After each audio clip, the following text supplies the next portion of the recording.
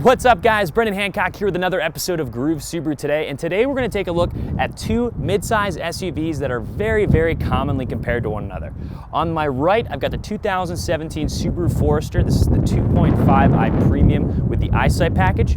And on my left, I've got the Mazda CX-5 Grand Touring. This is the top of the line trim level for the Mazda CX-5. So in terms of price point that we're talking about here, we're right around that $30,000 point. Now there are option packages that are available on this Mazda CX-5 that bring it up roughly to around 34 top point. And then this is sort of the middle of the trim level for the Forester. It can go up all the way to the $38,000, $39,000 range with the varying engine options and things of that nature. But these are the two very common, probably sold the most of trim levels. The CX-5 has a lot of very sleek lines to it. You can see here specifically, it's very specific in nature in terms of design elements. It looks kind of like it almost flows through the wind and then comes off very nicely here in the tail end. And I do also very much like the wheel arch molding appearance here with that nice two-tone high contrast feel to it. In terms of features that you're going to see on the outside here, it actually comes with 19-inch alloy wheels, which is huge rim size for a crossover SUV of this size. And then you're also in the front going to get the LED automatic headlights here with the daytime running lights, and you even have LED fog lights down here. So very nice kind of features to see. And then on the front grille here, overall, I really like the general look of the front of the CX-5. I think it looks very nice and aggressive. Definitely overall a little bit more of a sporty look compared to the 2.5i Forester in particular. Now, if we take a look at the Forester here, a couple things you're going to notice. This one does come with a 17-inch alloy wheel, so a little bit smaller wheel here. But you do have quite a bit of additional ground clearance here. The Forester has 8.7 inches of ground clearance, which is best in class, and which is really what gives it a lot of its sort of off-road capabilities that you're gonna see. Now, unlike the CX-5, you do have like a little bit of lines down here, but it doesn't have the sort of curve look to it that is the sort of round, elegant sort of edges that the CX-5 does. Overall, I think that the non-turbo version of the Forester here really focuses on practicality. It's a nice overall vehicle, but it's going to focus more on providing additional cargo room and things like that rather than how the back of the car slopes and how it looks on the outside. For most Subaru customers, those types of things aren't as important, whereas to the CX-5, it's a very stylish car, and people that are looking for that kind of thing may lean a little bit more towards that direction. So if you take a look here, it does come standard with the roof rails, which we're not going to see on the CX-5. You can get attachments for that car that will put that up there, but gives you the extra cargo capacity of being able to put things on top there, which is super nice. And then the other thing that you're going to see on the front here is this does come with, as I mentioned, the Eyesight package. So this is going to have a lot of the safety features. So you have the pre-collision braking, the pre-collision throttle management, adaptive cruise control, lane keep assist, all of those safety features, which to Subaru customers are extremely important. We're not going to have those types of things on this vehicle specifically. We're not going to have Eyesight, although we do still have blind spot detection. And as you'll see, we do have the turn signals in the mirrors, which is available on the Forester in a higher trim level, but not necessarily in this price point. And then you also do have, I'm not sure if I mentioned it or not, but you do have the blind spot detection on the CX-5. And something I really like, you have automatic rain sensing wipers. This blew my mind when I was in there looking at the windshield wipers and it had auto on there. And I was like, auto for what? Like automatic sensing rain wipers? That's amazing to see in a car that's in that $30,000 price point. So enough about the outside of the car. Let's go take a look on the inside and sort of see the features that we have here on the Mazda CX-5. So we're inside the Mazda CX-5 Grand Touring, and a couple things I noticed right off the bat is there are a lot of features in this car. I mean, this is a really tech-heavy car, and it even has, leather seats and stuff like that in this $30,000 price range. So, I mean, this is a lot of bang for your buck in terms of value if you're looking for a lot of these high-end features here. I've got a nice leather-wrapped steering wheel here. I've got all of the controls that I need to control either the radio station. I've got voice activation, Bluetooth. I have cruise control and all of those settings over here on the right. And it's got a nice, feel to it. Not overly sporty. I was expecting a little bit more of the 10 and 2 kind of range, given that Mazda's usually about that, kind of driving enthusiast sort of feel to it. But a couple things I noticed right off the bat. besides all of those features I mentioned, I have my blind spot detection over here. I've got keyless entry and push to start. I've got leather seats in here. And I even have navigation, which is incredible. So I thought maybe it was going to be one of those BMW situations where it's like it has the button for it, but did you buy it or did you not? So, but this one does actually have navigation in the car. It already comes with it and everything. It's got a very BMW-esque, I'm not really sure if you can see here, but the dial down here, which actually controls your screen, which can take you to all your infotainment things of that nature up here. I do have the manual mode availability here, which I don't necessarily have in the 2.5 liter naturally aspirated with the Forester, but I do have that sort of feature with the turbo that would be available. And I also have my different sport and eco modes here if I want to sort of change up the throttle response, which is a really nice thing to see. Other than that, we even have dual automatic climate control, it looks like here. All of my buttons for climate are as such right here, and then I have my heated seats available as well. This does also come with the Bose premium sound system, which is really, really nice to see in a car of this price point. So I'm very, very pumped to sort of hear what that sounds like as well. Now, I've moved my seating position to where I would sit. I'm about 6'1", so this is where I would have the steering wheel. So I'm gonna swing around here and see kind of what the legroom is like in the back. Now, in terms of cargo capacity, the CX-5 is quite a bit smaller than the Forester, with about 59 cubic feet of cargo space when you fold the seats down versus approximately 75. So I'm going to assume it's a little bit smaller. Okay, so like I said, I'm 6'1". I've got a little bit of room here. You know, my knees aren't touching against the thing. I feel like it could get old for if you have, you know, larger adults that are frequently sitting back here for long road trips, but a couple kids, things like that are going in there, or adults, you know, for medium length rides, I think would be plenty adequate right here with the legroom that I have available. Right, so I'm here inside the Subaru Forester. As I mentioned, this is a 2.5i premium with the Eyesight package. So as we could tell when we were looking at the CX-5, it's got a lot of gadgets and gizmos, as I like to call it. It's got a lot of really cool high-end features in it. The Forester, in the similar price point, you know, that's around a little over 30,000, this is a little under 30,000. We're not gonna see a lot of that kind of stuff because there's other things that it's focusing on. Very different point of view between these two vehicles in this price point. So when I'm inside the Forester here, first thing I'm gonna notice, cloth seats. I don't have leather seats in this price point. We're not gonna see leather seats until the 2.5i Limited or either of the Touring, either the XT Touring or the 2.5i Touring trim levels with Subaru. Other than that, we've got cloth seats. I do have leather on some of the touch surfaces that I have here, such as the arm panels, the shift knobs, the steering wheel, also on here, but it's not super like high quality leather. It's very much synthetic here, except for on the armrests, a little bit more comfortable over there. Other than that, the things that this car focuses on, in addition obviously to its all-wheel drive, is going to be the Eyesight features. So this, you'll notice, does have the cameras up front, which we got a shot up earlier.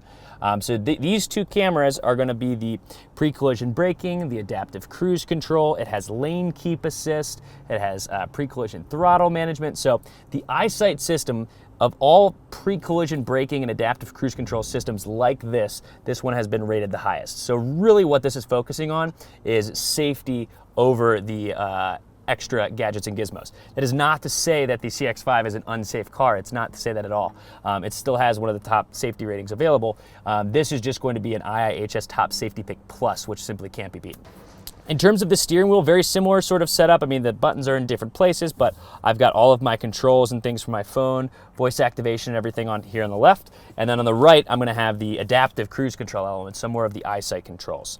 I'm not going to have, you know, the LED headlights on here. I do have steering responsive, but I wouldn't see the LED headlights or the steering responsive headlights until one trim level above this, which would be the 2.5i Limited. So that would be more in the mid-30, 34 price point, which is not going to be the case with the CX-5. So other than that, a couple other things I have. On the inside here, my 7-inch touchscreen infotainment system. I'm gonna crank this up here for us so we can see. It's a pretty straightforward infotainment system here. I don't have navigation on here. So that's one thing, I do not have navigation, but it is a full touch screen. It does have Bluetooth audio. I have Pandora, AHA, Bluetooth audio streaming. I have Siri hands-free capabilities, so I can send and receive text messages with it. So it's got pretty much everything that I need on here, but this is gonna be more of a touch screen. However, the voice activation, oh ho ho, sorry, didn't know the volume was turned up all the way. But the voice activation on this is really, really spot on. So pretty much anything I could possibly want to do, changing radio station wise, I can do with voice activation or with the controls that I see on the left side of the steering wheel here. I do have my heated seats here as well, and my favorite feature, which we actually just posted a video up of recently, X mode, is our off-road mode. So this one, the Forester is a very, very capable vehicle.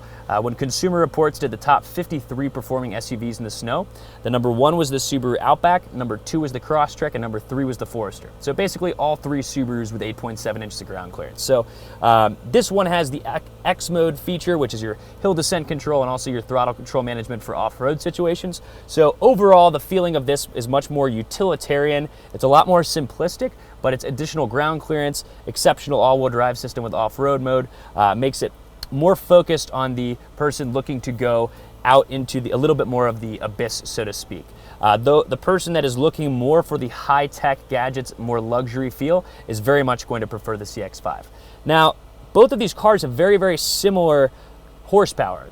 You've got 184 horsepower in here and 175 in here. Now, I've heard that the CX-5 is a pretty fun to drive car, so I'm looking forward to that.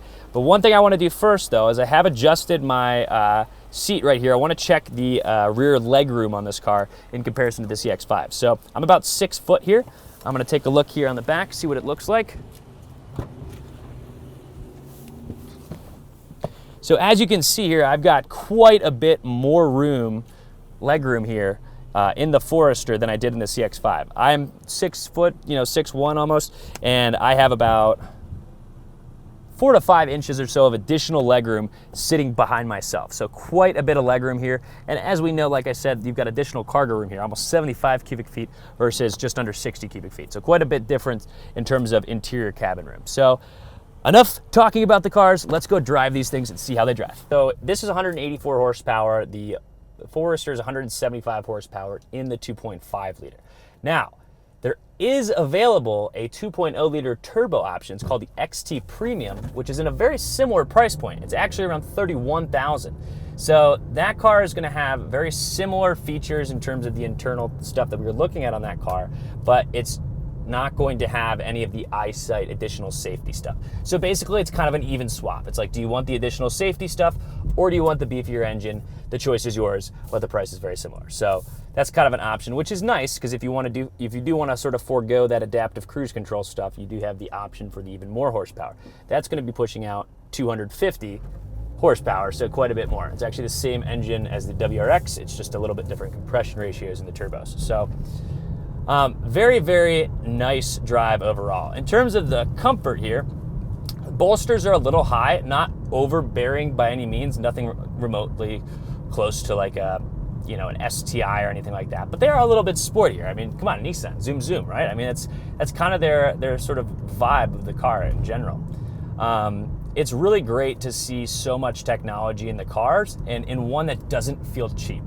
A lot of times, like Kias and Hyundais, and very often, and not all the time, but a lot of the times you drive the car and you're like, wow, oh my gosh, I've got an air-conditioned steering wheel, and then it breaks 2 days later. So, I mean, this actually feels like very high quality materials here. The stitching and everything seems really nice. The steering wheel feels good, and it doesn't feel cheap, which is good.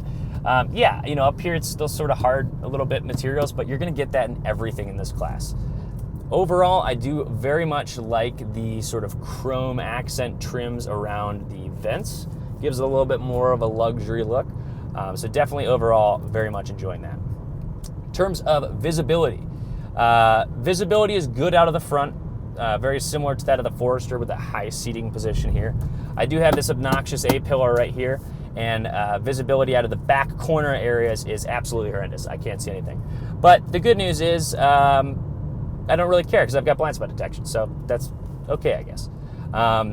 That's one of the things, though. It's kind of a high point there. The Forester, it doesn't look as cool from the side, especially the non-turbo versions. But you've got really good visibility out of those third, kind of blind spot areas. Here, it looks really cool.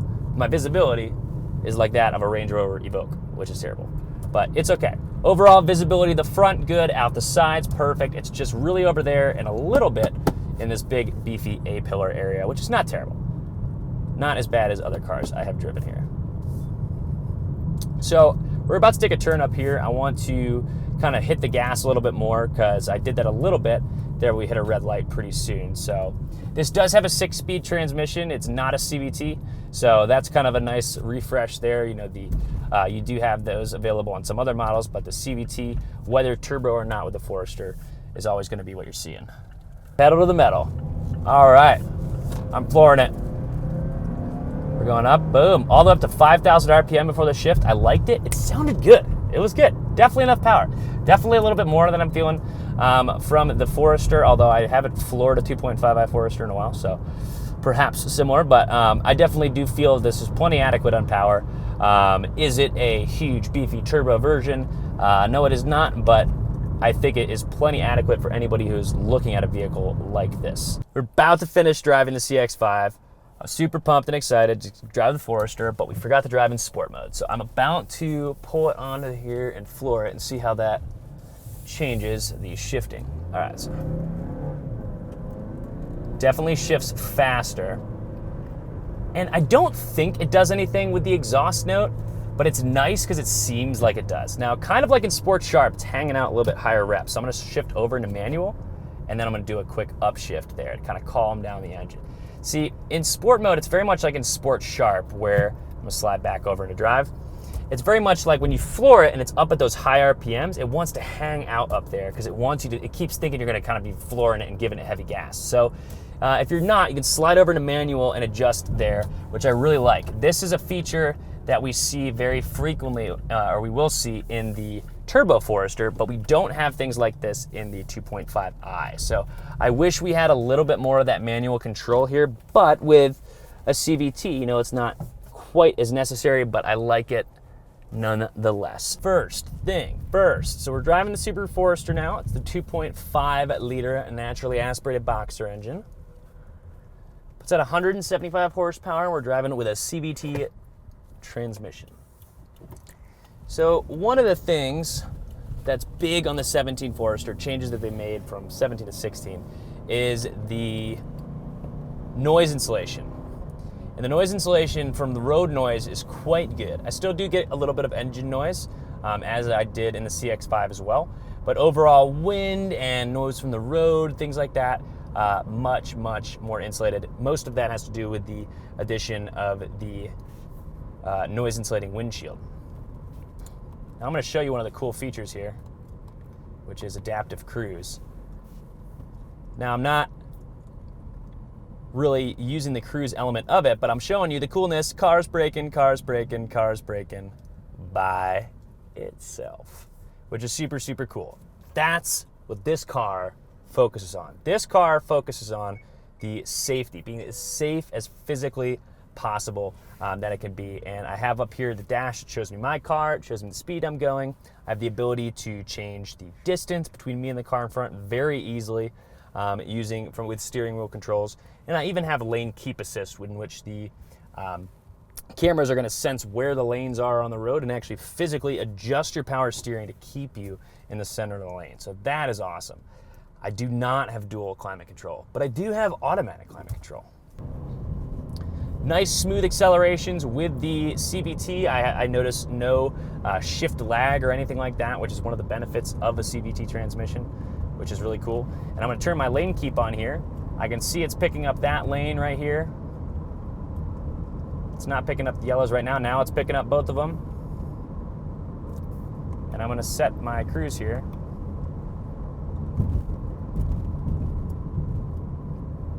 And it's my steering is stiff right here. It's stiffened up the steering wheel to physically keep me in the center of the lane, which is really, really nice. In terms of visibility, definitely visibility is much better in the Forester. There's no way around it. The A-pillar over here is not only thin, but I have my mirror is actually off the actual pillar itself and on the door. So I have this third little, nice little spot right here so I can see a little bit better around corners. I'm not reaching to kind of try to find the heights there. Although not as cool and sleek looking as on the CX-5, the mirrors I do have here are a little bit bigger as well to give me better visibility. And the third panel windows I've got back there are probably about 3 times the size of that of the CX-5. So I've got great visibility out of my blind spots. These cars are very comparable, and I understand why one person would be comparing both of these cars. They're both reliable. They both give you a decent amount of space. They're both all-wheel drive, but at the end of the day, they have very different points of view. This is the best performer in the snow on light off-road situations, with its ability to, the hill descent control in X mode features, the additional, 8.7 inches of ground clearance total that it has, really makes this car the more adventure vehicle. It doesn't make the CX-5 less capable, but its focus is very much more on being luxurious and having a lot of really cool features at a really great value. So these are both excellent cars. If you guys are interested, please don't hesitate to contact Groove Subaru or Groove Mazda for more information. And you can also click the links below to check out current inventory of both the Forester and the CX-5. So thank you guys so much for watching. We really appreciate you guys watching. We've come so far in the last year thanks to you guys. So if you haven't done so already, subscribe today, and can't wait to see you guys next time.